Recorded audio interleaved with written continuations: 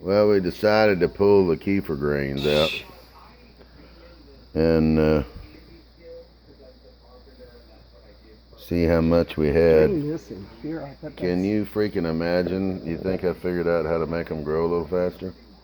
We started with like 2 1/4 cups, and that hadn't been that long. No. That's been like, it couldn't have been a week. No.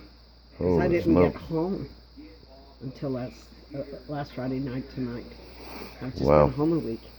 That's only been about 4 or 5 days max. That's quite a bit. I don't know how much that is, but that's quite a bit. Hold on, let's deal with it and see. So there, right there at the top of my fingernail, There's 2 quarts. Is 8 cups of 2 quarts. And I'd say it's just below that. We have almost 2 quarts from 2 cups. Holy shit. We gotta figure out what else we can do with that. Eat it, something.